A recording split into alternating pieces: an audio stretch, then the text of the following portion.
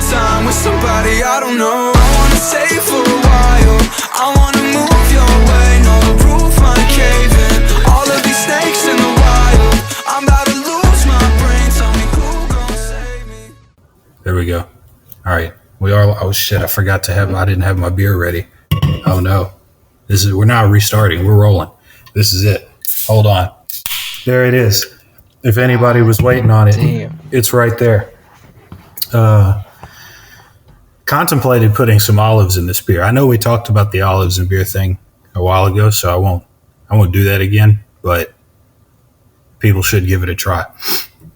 We're back with another episode of the Below the Surface edition of the Bonfire Briefing Podcast, and the Denver Nuggets are the 2023 NBA champions. First time in league history they've got them one. Jokic is the finals MVP, and as we were talking before we got rolling, I watched maybe a minute from this game earlier today. I tuned in like it was like the latter half of the first quarter, and I think the Heat were up by 10. I was like, oh, okay, that's pretty cool. I'm gonna go do some other stuff and wait until like second half of the fourth quarter. I was out running around doing some stuff, and next thing I know, I get that notification on my phone that the Nuggets beat the Heat. So, I don't know. I thought it'd be cool to talk about on this podcast, but I didn't watch the game, so I don't know. You watched more of the game than I did. My fucking 2 cents on it is fell asleep about a minute into the third. When they tied at 60-60, passed out, didn't wake up till about 18 seconds left, and I was like, shit, we got to record a podcast. And Denver won. Good for them. Fucking congratulations, Nuggets. Jokic, you got him one. No, if you were expecting some, real hard hitting, heavy detailed NBA Finals analysis, you're in the wrong place. You're just not going to get it here. There's always next year, though. There's always next year. Yeah, there's always next year, and then we'll do the same thing and not watch it then either. We were talking about this the other day, but there were plenty of people before the series even started that they were complaining. They were like, this finals is going to be boring, and then it seems like there were an equal amount of people. I don't know if it was equal, but there were other people that were like, you don't know that, you haven't seen it yet. It wasn't super entertaining, I will say. I know I missed this game, but I did watch a decent amount of all the other games, and it just wasn't a super exciting series. I mean, it ended in 5 games. That's not usually indicative of a really exciting competitive finals. No. I mean, the Heat got him one, but that's it, And, I think that game was fairly close, if I remember correctly, but most of the other games were not that close at all. Nuggets just kind of ran away with it. So, the people who thought it wasn't going to be super exciting, they were right. They were. They didn't know it before the series started. I feel like this series could have been more fun. It just wasn't. And what can you do? Not every final series is going to knock it out of the park. Not every final series is, LeBron coming back down 3-1 against the Warriors. They can't all be that. Shit, I did watch that one. That was I missed. Yeah. I sadly missed a lot of the finals, but I didn't miss that one. Shit. That's actually a transition. I'm sure we don't want to hit on the finals too much, since neither of us really watched it. But what was exciting, that a bunch of people did say was going to be not exciting, was this UFC card this past weekend. Yeah. Oh yeah. Actually, hold on. Before we do the card, I have one other thing I saw earlier. Is basketball related. Maybe we could get to. We were talking a little bit about it before the show started. Jokic, 2 regular season MVPs, a ring, finals MVP. I saw somebody earlier today, before the game was even played, say that if Jokic wins this ring and he wins the Finals MVP, that he's a top 5 center of all time. I think we got to slow down a little bit. I think that's a little bit. I'd have to do some research, but I feel like that's not accurate. I think we got to pump the brakes just for a second. Maybe like number 5, I guess. I don't know. I can't think of the best centers. Who are the best centers? Kareem, not in any particular order, so don't come at me. But Kareem, Wilt, Shaq, Russell, Hakeem. I feel like Moses Malone is up there. I feel like I'm missing somebody. Is there a big center I missed? No. Yao Ming. Yao Ming's not dope. a GOAT, though. He's not a GOAT, though. No, he's definitely not. Yeah, I mean, I feel like those are some of the big ones. And I don't know. It's hard. I'll say this. It's hard to judge a player while they're still playing. You don't know how their career is going to end up. But I will say, if Jokic's career, if he retired tonight, he would have a solid case for. I mean, definitely top 10. I feel like. I think so. Top 10 for sure. He top 5. His dominance is not like dominant like other centers have been in the past. If you said if he played power forward and they just had another taller guy that played center, I'd be like, yeah, he's for sure a top 5 power forward of all time. But he doesn't play power forward, Yeah. Like, I mean, no, I think that's fair. Power forward is definitely the weakest of the 5, and center's pretty strong because there have been multiple all-time great centers. But power forward's a little thin. I mean, you got Duncan and Dirk and KG, and it kind of starts to it thins out after that 5 pretty quick. Yeah, I don't know. I mean, he's very good. He is very impressive. But like you said, he hasn't really dominated during his time in the league. He's got the 2 MVPs, but like Joel won this year's MVP. I think a lot of people would argue that maybe at least one of Jokic's MVPs probably should have went to Giannis. And I mean, Giannis is. I mean, I don't know. I guess I'm influenced by the way that he plays, but like, he's pretty dominant. I mean, yeah. I think if you're picking, if you're picking a young guy to kind of focus on right now and really center your team around and kind of bet your money on him, I feel like Giannis is that guy. Jokic is up there for sure. I mean, not to take anything away from him. He might be number 2. He could be number 2. I think he probably is. But I don't know. I think top 5 is a little too much. Now, I mean, if he wins himself like another MVP or another ring, I don't know. Might have to start talking about him a little differently. But as of right now, I think top 5 is a little bit of a stretch. I also do think he could definitely win another MVP, and he could definitely win another ring. We were just talking about it, but he's 28. This is his first ring. He can definitely win 1 or more rings. That's not out of the question at all. A center's not a position that you get like that really gets as bad with age. No. Also, the way he plays it's not like he plays fast and real athletic. No. No. But he can do everything you need him to do. Like, he can shoot, he can pass, make plays, get boards. I mean, he does everything you want him to do. He is just kind of, I don't even really know how you would describe his style of play. Like one of the most boring finals MVPs that's ever played. It hasn't been the most exciting one, that's for sure.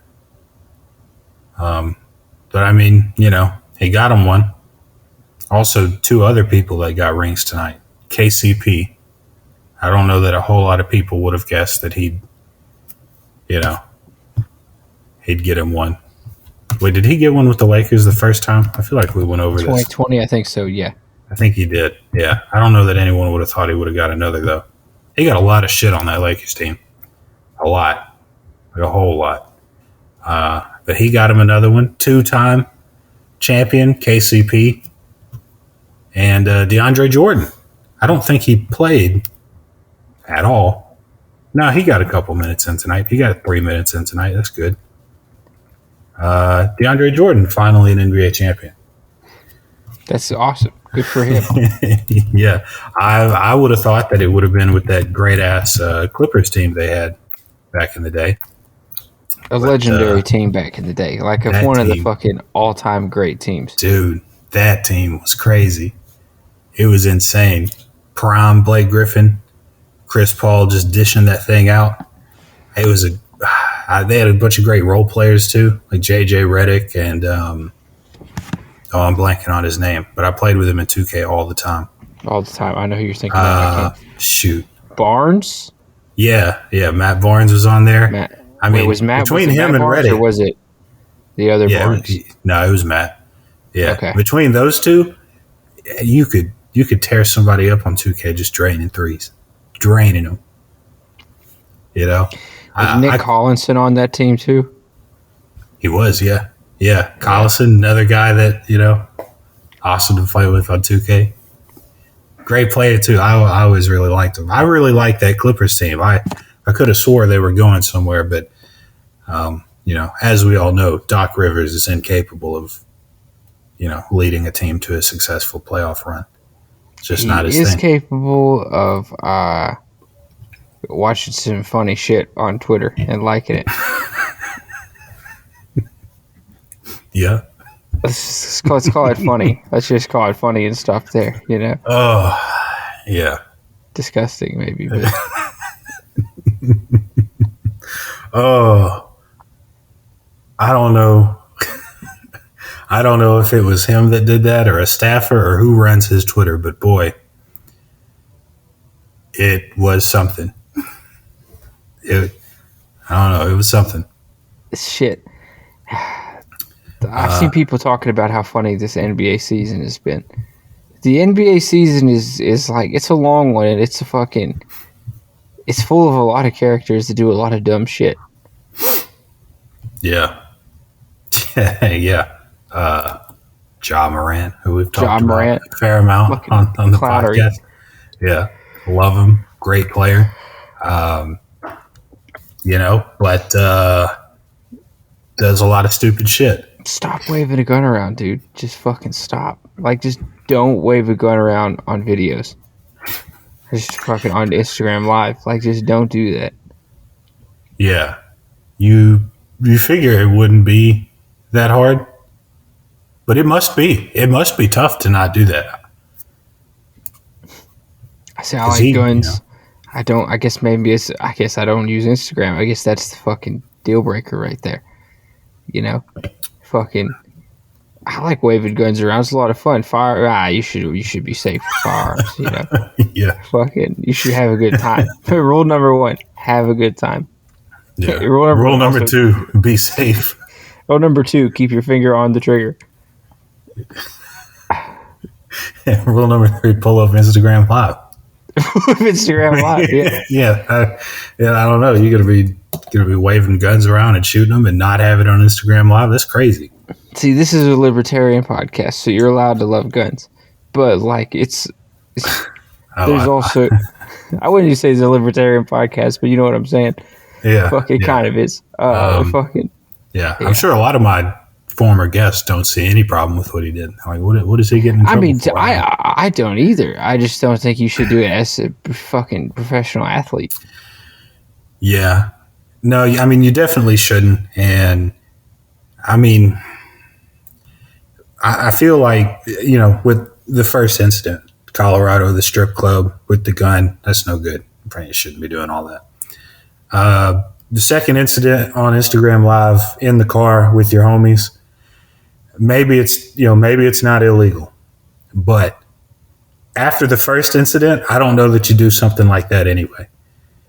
Yeah. I mean, you talk with the commissioner, you work it out, you sit out a couple games. You use your fucking Chat GPT apology. Yeah. Yeah. Dude, Chat GPT is good for so many things, man. So many things. I didn't know that apologies like that would be a part of it, but yeah, no. Damn. If you need to pump out an apology letter, You'd have Chat some GPT. relationships that still existed if you fucking had known about that shit. Shit. Oh yeah. I Damn. I would have done better in college if I had Chat GPT. Shit.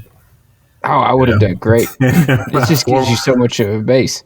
4.0 GPA, graduating with honors. I'd be killing it. Yeah. Man, you wouldn't be able to stop me. I'd be writing papers that I didn't even need to write. I'd have long-winded answers to these simple questions. I'd be killing it.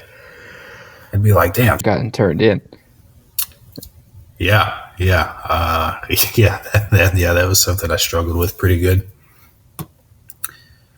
And if either of us ever needs to make a big apology for something we've said in the past, we know exactly where to go. John Morant, thank you for the recommendation. Good source of inspiration, John Morant. I'd like to avoid having to make any public apologies. Yeah, no, I would too. I think. Actually, you know what? I'm sticking to my guns. I would apologize for shit. Yeah. You should apologize for that pun. Yeah, that wasn't intentional. That's the only thing you should apologize for. Is that pun? God damn. No, like you said, it's a libertarian podcast. I don't think libertarians are going to come knocking down our door asking for an apology about shit. Most of them have, really on a lot of my episodes, the most questionable stuff has been said about my guests. Yeah. Yeah. You've had guests that for sure have fucking probably made some public apologies before, or at least should have. I don't know. What can I say? I like to talk to interesting people, and boy, do I. Speaking of, we've not talked about this at all, but I got a DM from my boy Tommy Brown III, running for mayor up in Salem, Indiana. I'm going to get him back on the show at some point. I don't know exactly when. We haven't worked out a time yet, but I do actually have a guest, that will be coming on within the next few weeks. He's running for mayor. He was running for county commissioner last election cycle. And their election is in November. With local elections, it can get all fucking weird with the election dates and things like that. But yeah, he's in the general election in November. So I'm going to have him on again. Did he reach out to you or you reach out to him? No, he reached out to me. That's awesome. Fuck yeah. Great guy. I've talked with him twice before. Going to talk to him a third time. Hell, the election ain't till November. I might talk with him a fourth time. Great dude, real knowledgeable about fiscal issues and cybersecurity, which actually I meant to say, it's funny he reached out to me today because I almost reached out to him because I saw a tweet talking about how China, there are these hackers in China that are like dead set on interfering with like our infrastructure and, plotting out these different attacks on us. And a lot of people think it's either going to happen like right before or during an invasion of Taiwan, which does seem to be imminent,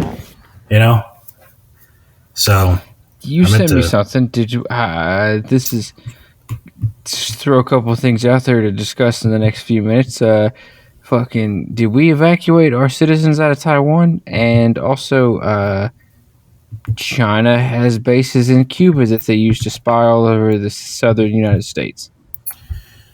Yeah, But continue. No, it does all tie in. I listened to a podcast today while I was out about the base in Taiwan, and I think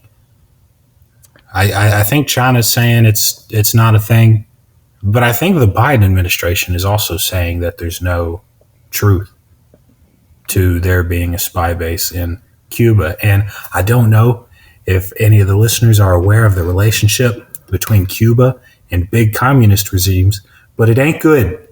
And they tend to do their bidding, you know. They're famous for it, actually. Shit. I mean, I don't know. Why would you not have a base in Cuba? Yeah, I mean, the Soviets they put they put more than a base in Cuba. You know, the height of the Cold War, and I heard during that podcast, and you've heard this past couple of years. I've heard it a number of times. We're in the second Cold War, you know, and I mean the enemies are kind of the same: Russia, China. Shit, you know, first one never ended. I mean maybe it did, but it also. I feel like even if it didn't end, it kind of changed. It changed. It shifted to like a. Well, I guess there was some years there. See, we went from Cold War to fucking Desert Storm, right? Or was that a little bit after? Or about the same time? It was a little bit after. But not very much after. No, a couple years. Then we went. What did we do after that? We had some years there. 9/11. And what were we involved in the fucking late 90s? Surely we were fucking somebody up. Yeah, Clinton had some foreign policy blunders. Is that when we bombed the shit out of fucking, was it Yugoslavia or whatever the fuck that existed at the time? I can't remember. Our fucking political science professors would be disappointed, but you know, it kind of is what it is. Yeah, no, there was definitely some of that. Well, like like immediately after, I mean, the Soviet Union dissolving was, I guess, what most people consider the end of the Cold War. I guess what everybody considers the end of the Cold War. And then Russia wasn't really a factor there for a while. All the territories split up, and they just weren't. Russia and the territories that split off just weren't super significant in the foreign policy scene, at least as far as like the United States was concerned. But then Vladimir Putin came into power, and he changed the game. He brought Russia back into the spotlight, you know, got a seat at the table. And now it does kind of feel like we're back in that kind of situation where we are just factually fighting a proxy war in Ukraine against Russia right now. That's a fact. I mean, you know, we've talked about the Ukraine war here and there on the podcast, everything like that. But like, I mean, regardless of how you feel about, you know, supporting Ukraine or what have you, this is a proxy war. It is the West versus Russia. That is what this is. Mostly the United States, which is, yeah, we've discussed. That's kind of my beef with the whole thing is fucking get involved, European countries. You know, like do your fucking carry your weight. Trump was right. Y'all ain't doing shit. Yeah, I mean that would be my biggest criticism. It's like I think I favor. I know I do because I've talked to a lot of them. It's like I definitely favor supporting Ukraine more than a lot of people, particularly in the libertarian sphere of things. But I do think European countries should pull their weight more. I mean, it does seem like we're footing the bill for a lot of it, like most of it. And I mean, me personally, I think it's fine to support them and help them out, everything like that. But if this was occurring in our backyard, you know, you would expect us to be heavily involved. But it's happening in Europe's backyard, and we're still doing all of the heavy lifting. Seems odd. I mean, they have a massive interest in preventing Russia from expanding their borders. You know, not that we don't, but like it's their continent. You figure they would be more actively involved than they are. But I guess some people would say that maybe other countries don't have as many resources to give. You know, I mean, we have the big military and we got a lot of money. But still, I don't know. I feel like you would expect European leaders in European countries to kind of be taking the forefront on this instead of kind of just you would think so because like it does directly affect them, like fucking oil prices and shit like that. They're already all fucked up with everything else, though. Fuck yeah. I'm not a big fan.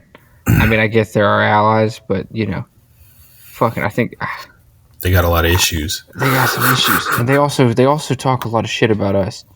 Just the general populace. They just really everybody really likes to say fuck America, But yeah, we've definitely talked about that recently. Just people going online and just shitting all over the United States, and it's like I think I said it the other day. It's like we're the main character, Like you guys are fucking side characters. Get out of here. Without us, you are just part of Germany. Yeah, it's like stop hating us, man. Fuck off. Like we're Harry Potter. The rest of you guys are the fucking side characters. It's like y'all are in the books, in the movies, but you're not on the title. It's the Harry Potter series. Yeah. That's what we are. I mean, that's what this is. Let's be real. Our fucking, our economy is worth fucking all of Europe's, like all of it. Hell, the UK, they get a new prime minister every few months. Macron, he deals with riots daily. It seems he can't. He doesn't have a foothold on anything. He's he's one of my least favorite world leaders. You remember how excited people were like when he came into office because he was kind of seen as like this moderate outsider or whatever, and a lot of people were like really hyping him up to be something. That lasted every bit of like a fucking few months, and then he started having those protests. People he did something. Well, then he did the pension thing recently, and every other fucking thing. Yeah. Well, didn't he want to? Yeah, he did the pension thing, and I think he wanted to raise the retirement age. Raise the age, and the French people were like, absolutely not. You've lost your mind. We're going to burn shit down. They've been doing a lot of that recently, which, I mean, I don't know. I wouldn't want to be Macron, but boy, he's not doing a great job. Scholz in Germany, I'll throw him under the bus too. I don't like his ass either. I don't know what he's done other than be just a beta fuck, Yeah. I think he's continuing with like shutting down all their nuclear plants, and to be fair, I think Merkel kind of started that, but he's doing it, and then he's trying to play like hardball with Russia, but he also needs their gas, so he can't he really struggled to take hard stances there in the beginning of the war, and then he got bullied into it, and it's like, come on, guy, what are you doing? It's like I need you to step up, man. It's like you're the leader of Germany, you need to. Well, I mean, make good decisions would be a good start. I don't know. I'm not real impressed with a lot of European leadership at the moment. I'm not really impressed with our leadership either. Is there any country that's really just killing it? Turkey. Anybody got like a great leader? I don't. Well, I mean, Erdogan's. I mean, he's something. He's good. He's good. People don't like him, but he fucking. And I don't like everything he does either. But boy, he sure does play he plays the game right. He plays both sides. He fucking gets what he wants. I mean. He does play an interesting role in world affairs. Yeah. He plays like a I don't know. I don't know how to play chess, so I can't make like a real good comparison, but he is an important piece. He he forces I'm sure there's people in fucking Congress. He's kind of like a fucking is it a fucking kind of what Joe Manchin does. Forces himself in to play both sides where everybody needs him. Yeah. Just realizes that he's like this one piece that fucking makes or breaks something. A very important part in the world, Fucking, I don't know. I don't have a map in front of me, but, location's pretty important. Yeah, he's like right there in the middle of everything, and he plays a big role in world affairs. He's a very powerful player. I forget the margin he won by, but he also just won re-election by, I think it went to a runoff, but like he won the runoff by a big margin. So, I mean, for any political leader that wins an election by a big margin, I mean, that's obviously a very big political victory for them. And he did. People in Turkey obviously like what he's doing, like what he's got going on. Yeah, he's got to play two very different sides of a coin too, for what it's worth. Like he has to balance like the Western world side of things, and he has to balance being right there with Russia. It's crazy motherfuckers just in the Middle East. Yeah. Turkey's right above Syria and Iraq, borders Iran, or Iran. Whatever the fuck, Said it like Bush there. Iran. He plays a big role in that part of the world. Massive player in foreign affairs. I forgot how we got started on this tangent. China is where we started originally. China. And we moved more towards the center of the world map. We started with China, and now we've migrated over some. What was the other thing about China? There was the spy base and something else, right? Taiwan, or fucking evacuating Taiwan. Oh yeah. I also saw that. Yeah, not a good sign. If you're Taiwanese and we've told all the Americans to leave, probably doesn't inspire a whole lot of confidence. But if I was American and I was in Taiwan, I would have left a long time ago. Yeah, long time ago. I would have been back in the States for a long time now. Yeah, but it would not be over there right now. That's crazy. Spy base is no good. Definitely no good. Definitely a real thing too, despite what China and the Biden administration says. I mean, I don't see any reason not to believe it. It makes too much sense for there not to be some truth to it. We're right back in the Cold War. Some people say history repeats itself, and then there are other people that that'll say history doesn't repeat itself, but it rhymes. And this definitely rhymes a lot. It's very close, very similar. I mean, shit. This is not really related to any of that. Kind of, it is. It actually is. But if you pull up on Google Earth and you type in the volcano chains around the world, it's it runs right along Taiwan, Japan. You can see it without even pulling that part up. Just how there's just this what do they call it? That that red circle, or the ring of fire, or whatever the fuck. Yeah, the ring of fire. See, and that is some shit that makes you feel real small. Hold up, I got it here. Oh, yeah. Yeah, definitely seen this before. I don't know what janky website I'm on, but they do have a map, which is good. Oh, there's hold on. This map lists 12 different kinds of volcanoes. I wasn't aware there were so many varieties of volcanoes. It's like potato chip flavors. There's a lot of them. Yeah. No. Boy, I'm glad I don't live in any of those areas. Although I guess if the volcano is big enough, it doesn't really matter. If a super volcano goes off, I don't know that it really matters. If you're, I don't know where the super volcanoes are on this map. I don't know what all these different kinds are. It's crazy. Shield volcano, stratovolcano, caldera. What is a caldera? It's like a volcano that's blown its whole top shit, I remember that from like a very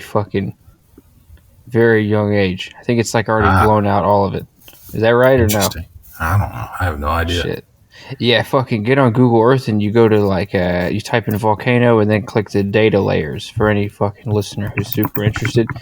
It'll go to like 10,000 years of volcanoes, and you'll just kind of see how the fucking continents are shaped and why they're fucking shaped that way. That's all on fault lines. We were just this Pangea at one point. It makes all the fucking war shit just really feel fucking useless, you know? Why are we fucking fighting each other? We're all from the same fucking continent at one point. We're just apes. Damn. We're surrounded by volcanoes. We should be fucking concerned about that. We should be fighting these volcanoes. Oh, I pulled up Google Earth and my laptop it turned on the jet engine. I was going to say that motherfucker sounds like it's going to take off. Yeah. So I'm gonna close Google Earth. Yeah, it's not good. Cheap piece of shit fucking laptop. That's the kind of equipment we work with here at the Bonfire Briefing Podcast. Fucking $500 laptop that's 5+ years old. You know, it's definitely over 5 years old. No, that's no good. You remember when somebody mentioned, I was watching something and they mentioned this. Trump suggested nuking a hurricane. Suggested making a hurricane? No, nuking it. Yeah. Like, I forget what hurricane it was, but he suggested maybe we nuke it. Yeah. Maybe I don't know that we should nuke the volcanoes, but people don't like him. People think he's a fucking idiot, and I don't disagree, but there's no denying he's fucking innovative. I mean, he's something. I do think he's a fucking idiot. I do not like him. But suggesting that we nuke a hurricane is very funny. And also, so not everything he says is stupid. The drinking bleach, absolutely fucking stupid. He looks at that old Dr. Burks and he looked at old Dr. Burks and fucking he's like, you know, bleach kills. He looks at her, he's like, we've, you know, talked about processes of, you know, maybe injecting it into your veins, and you look at the camera, looks at her, and she's like, oh fuck, like what the fuck is he saying? Maybe insert light onto the fucking, like, whatever kind of light into the fucking inside of the body, ultraviolet light therapies. Fucking, that shit's so stupid. But, you know, fucking, at least he's thinking, you know, something's going on up there. Yeah, the wheels are turning up there, but he was actually right about sweeping the floors of the fucking forest to prevent the forest fires. That is a thing people do, you know. Not the way he was saying it. No, I don't think he understood the process. But when they gave him the brief, fucking, he was like, you know, you always heard that his briefs were real fucking simplified, you know, for a real smooth brain motherfucker. And like, he did read them, but he should have fucking had like the fucking 3rd grade version, not the 1st grade version. Yeah, he needed a little bit more. He was it's like when you're fucking throwing darts and you hit the board, but you're like on the very edge of it. Like, you almost missed it, but you didn't. You hit it. You did hit the board, but like, hit the board. you were like a 1/4 centimeter away from not hitting the board. That's a great analogy for him. That's where Trump was. That was his whole presidency. It's like, yeah, dude, you're on to something. You just aren't on to what you think you're on, you know? Hold on. My favorite Trump moment is there were some classics, but my favorite is when we've talked about this, when I forget who it was, but the woman's at the podium, and I think it's during COVID, and she mentions like having a cold or a flu over the weekend. His eyes get wide and he looks around, and then she says something else, and he's like, "Oh no!" And he throws his fucking hands up and he leaves. Yeah, That's so funny. I think that was Dr. Burks again, dude. I think it was. Yeah, fucking classic. She was great. Yeah. Oh man, that's my favorite Trump. Dude, I have two of them that come to mind. Two of my favorite things is one of them is when the lights fuck up at the rally, and he's like, turn off the lights, and they just do the rally in the fucking dark. That shit.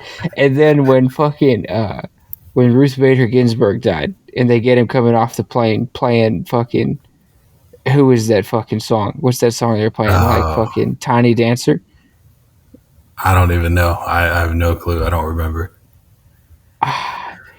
It was some Elton John bullshit just in the background as he gives the most genuine response. He's like, she was an amazing woman.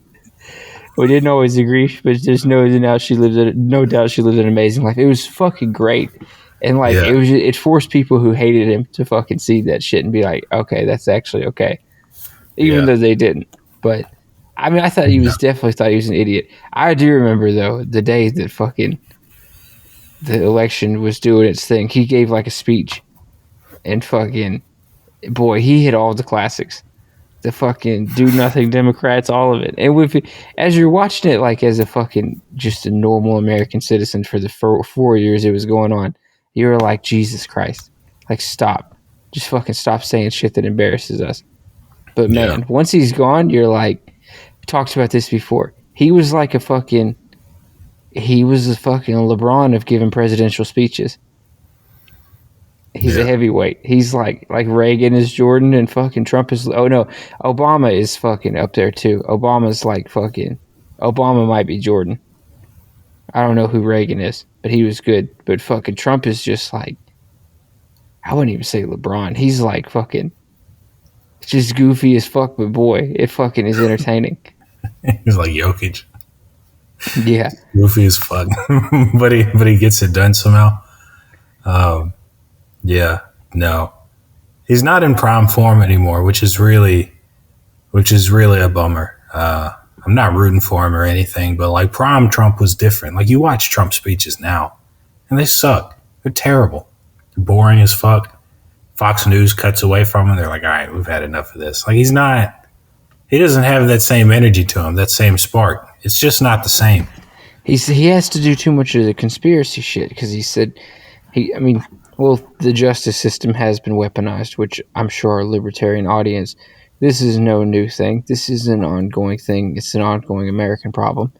But now it's being used in a fucking very political way, which is going to continue to happen. And I think we just got to fucking get ready for that for the fucking foreseeable future. Yeah. Yeah. I think it's just going to be a cycle of like every president after they get out of office is going to be investigated and indicted for something.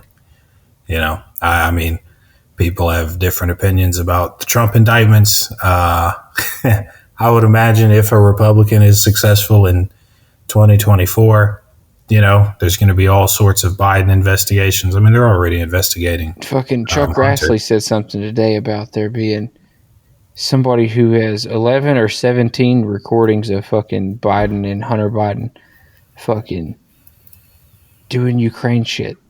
I don't know what exactly, but it's like blackmail shit. And I fucking, that wouldn't be good. It's not a good look for America. But I don't know. I haven't looked into it. I don't like to fucking, speak on shit. That's a lie. I'll talk about whatever shit.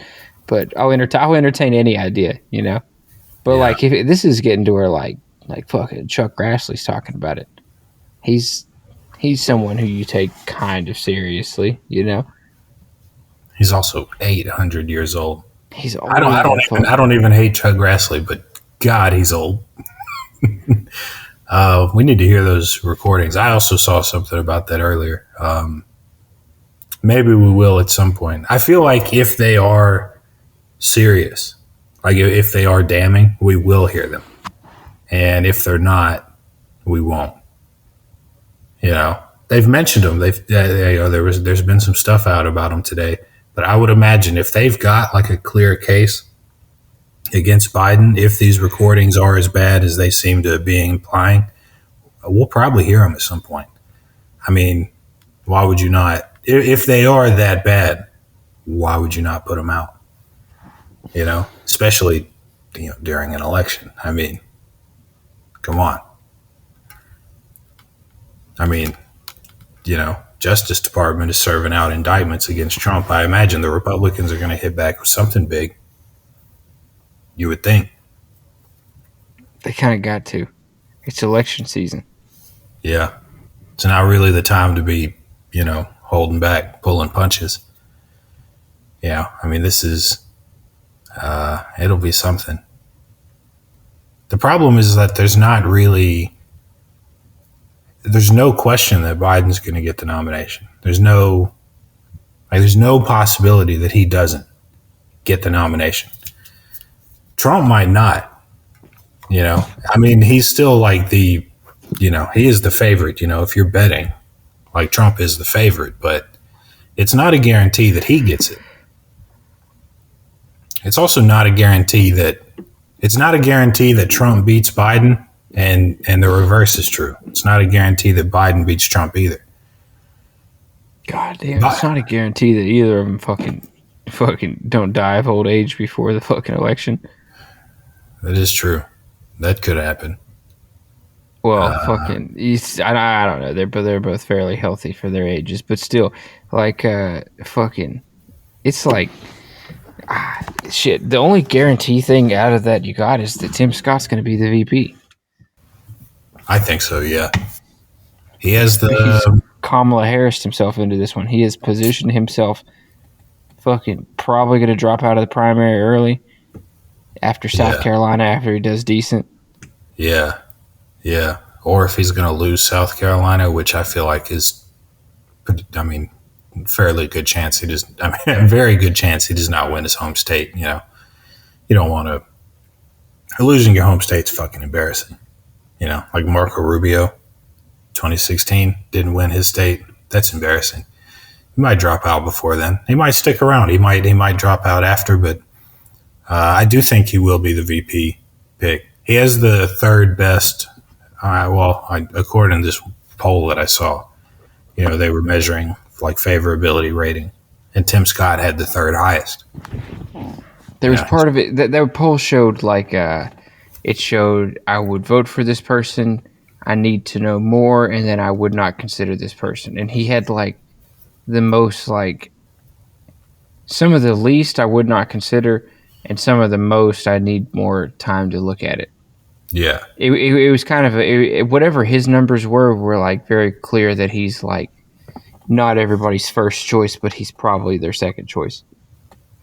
Yeah, I can see that, and I feel like a lot of Republican voters would have zero issue whatsoever with him being the VP nominee. I mean, he's as solid a VP pick as you can get.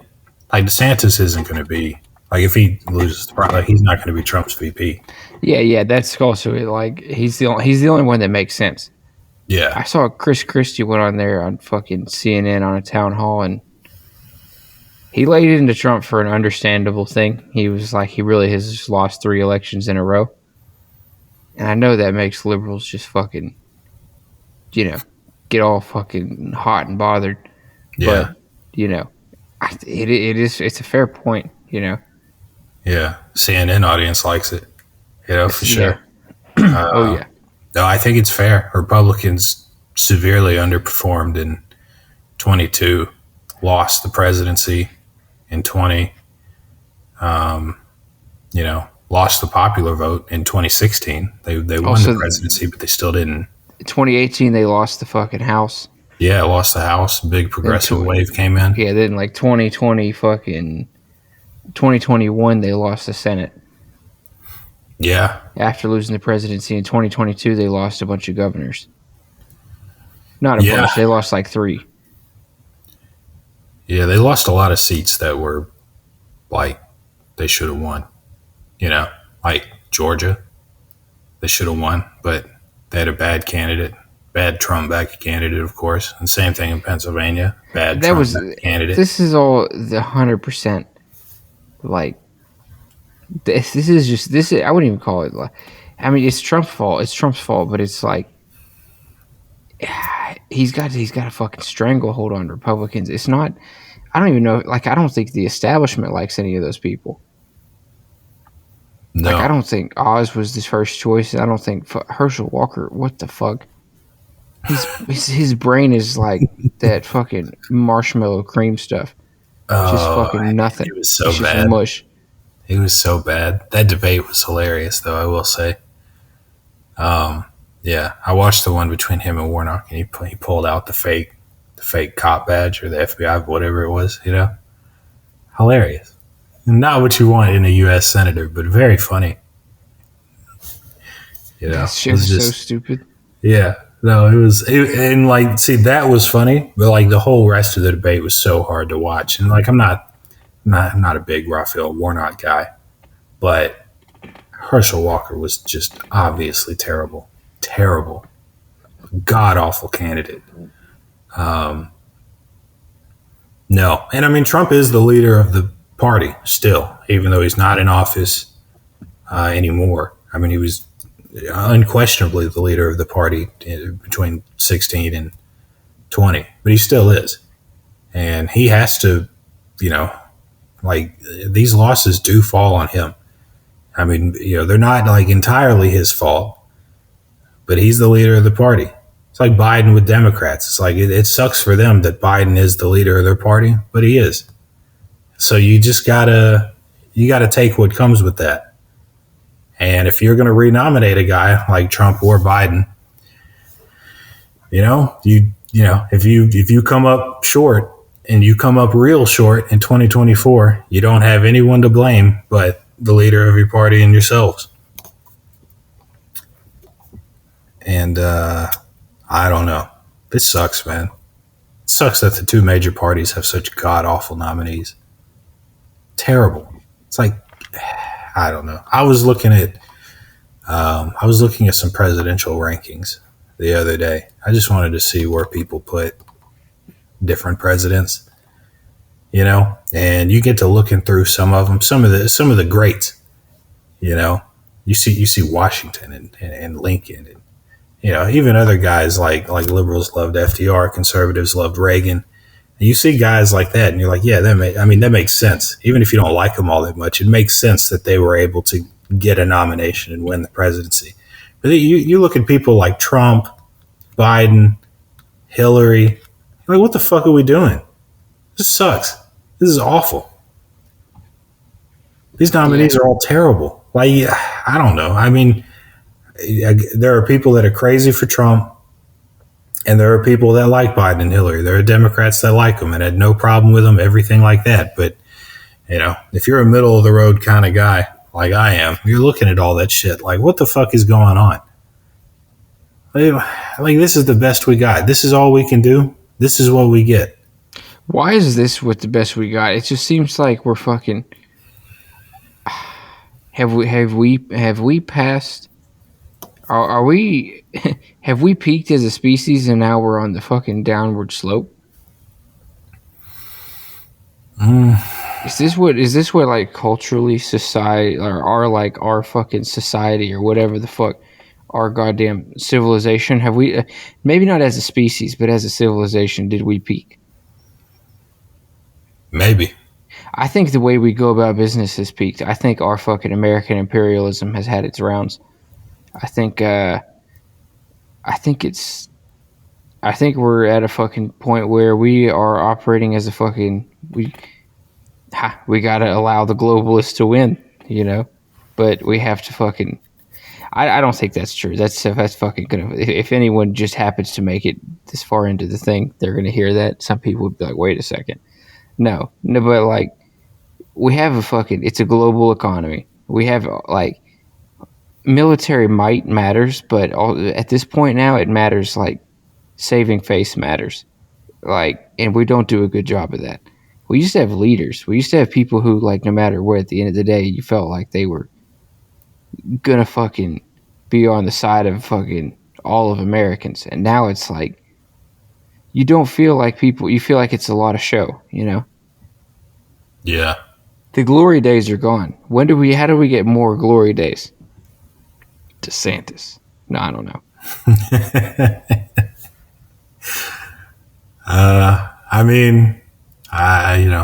If I'm picking between Biden, Trump, and DeSantis, I'm definitely going with the latter. He is the best candidate out of those three. But he won't see. He won't. Like there were Reagan Democrats, like there were Democrats that maybe had never voted for a Republican in their life. But then Ronald Reagan came around and they were like, oh no, I really like this guy. DeSantis, he's like, there are some Democrats that will vote for DeSantis, not nearly on that level. Like he won't inspire that kind of hope in the left. I think he would do fine on the right. Like if he was the nominee, I don't think Trump voters would really, give a shit. They'd be fine. They wouldn't care. I think there's some who wouldn't show up, and if you have massive turnout for Democrats, if fucking the boogeyman, I don't think DeSantis turns out people like Trump did for either party. Democrats try to make DeSantis out to be this fucking bad guy, but a lot of people who voted for Biden probably would hear like the Disney stuff and all that shit. Like, I think of older liberals. You think they give a fuck about fucking gay rights in Florida? Fuck no. I mean, it's fine. Some do, but like, fucking, well, not even gay rights. Fucking, or the right to change your fucking gender and shit in Florida for children. If they read into what the fucking actual argument was about and what both sides were standing for without a political party attached to it, they would not feel very strongly in the position the Democrats would hope they would. So like, how much more bullshit? Democrats pull on fucking heartstrings, and at this point they're like, everybody, the oppression Olympic shit is just fucking wearing off. People don't give a fuck about that anymore. No. It definitely had its time, but I feel like it's over now. People are just kind of sick of that shit. They don't want to hear about it anymore. They're not, they just, I don't know. They don't value it the same way that they did a few years ago. Like when it was at its peak. You talk about something that peaked and then fell off. It's all that kind of nonsense. The goddamn summer of love 2020, See what the fuck we could burn down while we stay at home and make fucking $3,000 a month. Yeah. What a time that was. What a time that was. It was something. It was really something. Hell of a year. Not in a good way, but it was just, it was a hell of a year. We hadn't really had one like that in a while. Strange.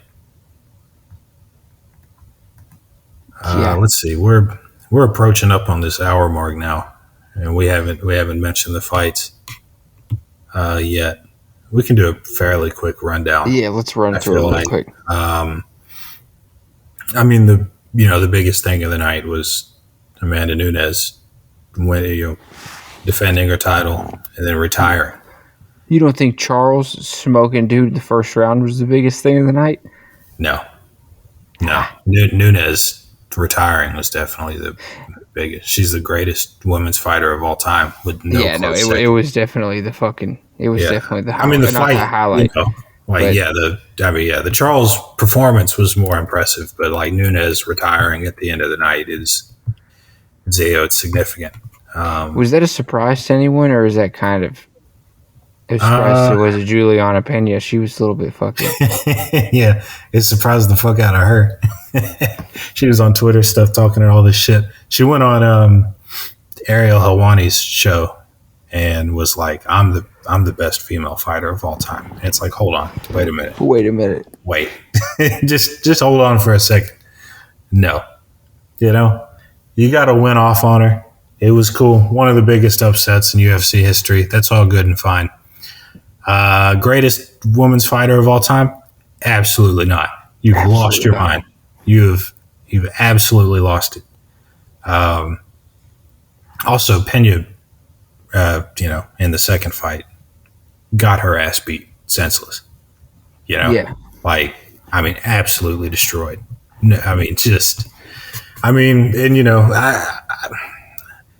I feel like it's not unfair for her to have wanted that third fight, because the third fight was in the books. It was going to happen, but then she got injured in training camp and Irene Aldana stepped in. That's how that whole situation came to be. But I mean, yeah, I mean, I guess it's fair to be upset to not get that third shot, but she said a bunch of wild stuff after that didn't really make a whole lot of sense.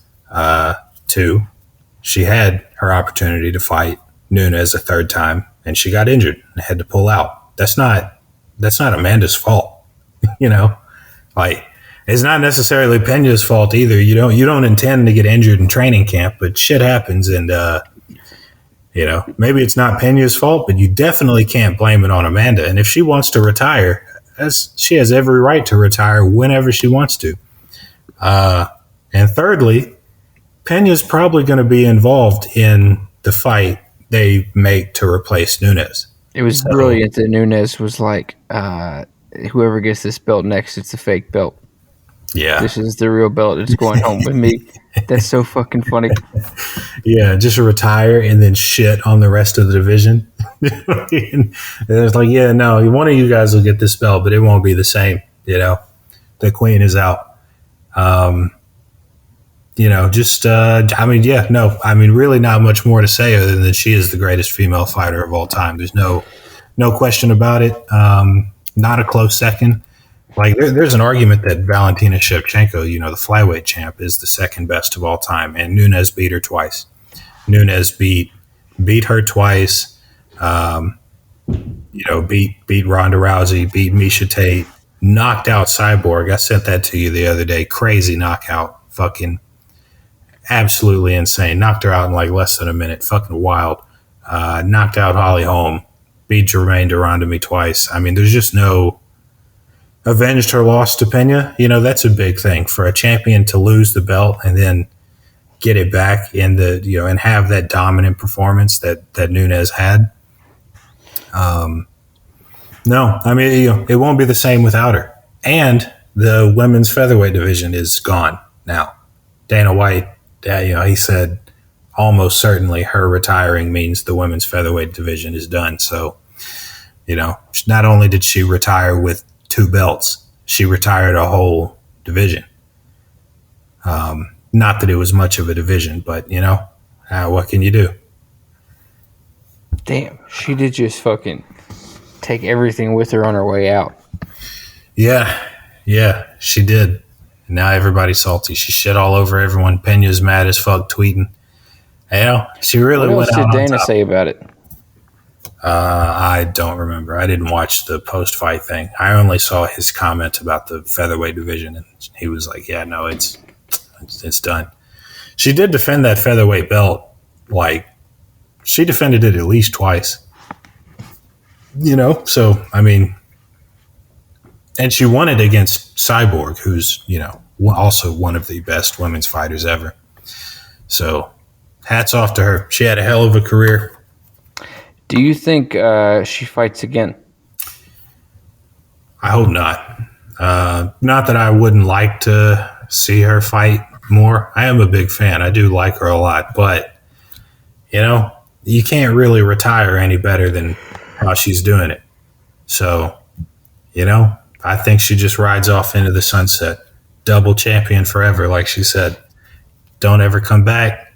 You know, just end it on that. It's like a fairy tale ending, you know, and you don't get that in MMA.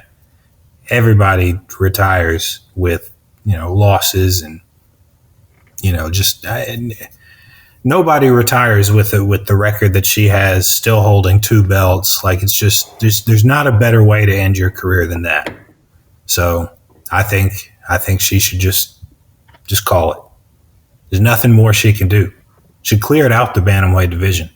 Who else is there for her to fight other than maybe a third Pena fight? But come on.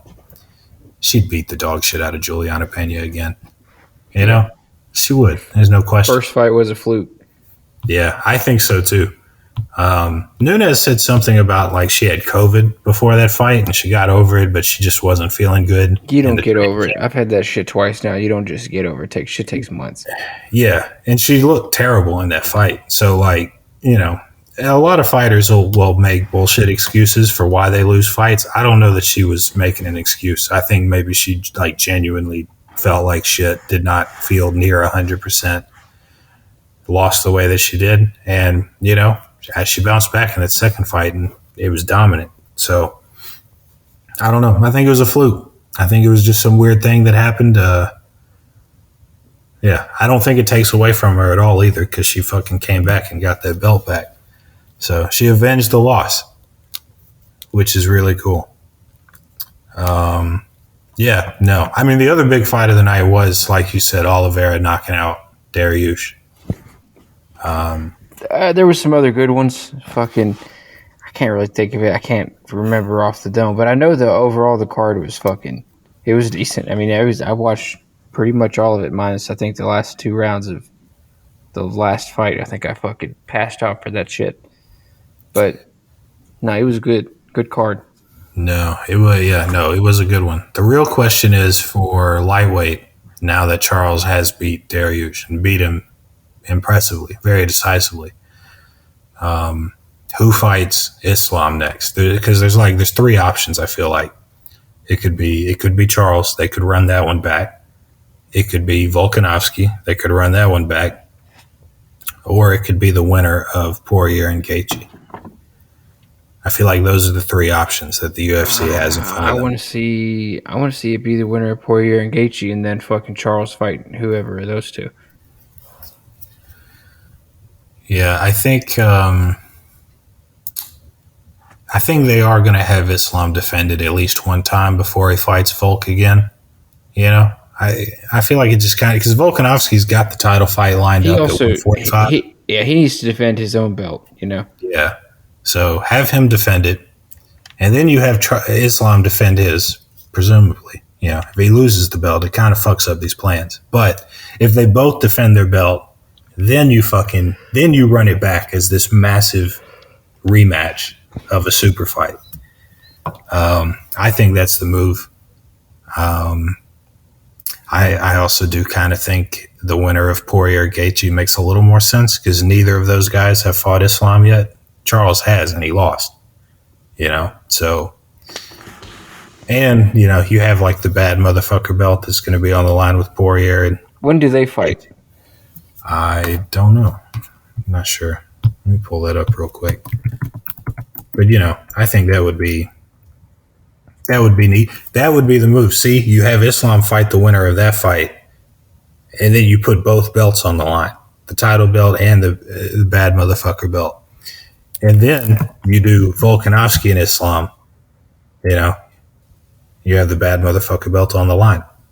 They're fighting, you know, well, they'd be fighting for the 155-pound belt. They'd be fighting for the bad motherfucker belt, and they'd be fighting for the pound-for-pound number 1 spot in the rankings. I think the problem is now you got the bad motherfucker belt tied up with the 155 belt, and they can never separate. Fuck it. Just fuck it. It's a useless belt anyway. It is a useless belt. You know, also, if Volkanovski was to win it, he wouldn't hold it for that long. I don't know that Volkanovski has, like, a whole lot of fights left. I think he's got some, but I don't know that he fights for another 5 years, you know. Like, he's done everything at 145. I don't know how much. I mean, I don't know. If he does win the 155 belt, I mean, how many times does he defend it? You know, I don't know that it's that much. No, he retires probably pretty quick. Yeah, so, you know. And if he was to retire with that belt, like Jorge retired with the belt, and now they're just doing a whole new fight. Shit. Volkanovski can keep that belt, retire, and then they fucking put whoever together. If they're going to do it again. I don't know how long they're going to do the bad motherfucker belt thing. They could also change the bad motherfucker belt up to where, like, you can give it up. Like, if fucking Volkanovski gets it, he should be able to, like, give it to fucking... He should definitely attend the fight where there's just 2 fucking animals throwing down. And whether they're in a different division or whatever the fuck. And he should just, like, give him the belt. It should be him that puts it on him too, not Dana, you know? That'd be cool. They had The Rock do it the first time when Masvidal and Diaz fought. They had The Rock strap the belt on Jorge. That's cool. Which is just like such an odd thing, but I don't know. It's fun. I don't hate it. I didn't like it when the belt first came, like when they first were talking about it and then they did it. I was like, it's stupid. It doesn't mean anything. It's fun. You know, fucking why not? It's another belt. They have all sorts of belts. They had a fucking 145-pound women's division that didn't have any rankings. You know? So what's another useless belt? You know, that didn't do any harm. Shit. Yeah. No. Fuck it. Who cares? Yeah. No. Yeah. No. I do think that's about it on the podcast. There were some other good fights that night, but those were really the two big ones. Mike Malott looked really good. Zahabi in the prelims got that knockout. It was a fun card. Like you said, people were talking shit about it, but it was a fun card. There were some good fights. And, the answer to that question, fuck Gaethje and Poirier, they're fighting at the end of July 29th. Okay. So the timeline works for most of those things to happen this year. Yeah. Yeah.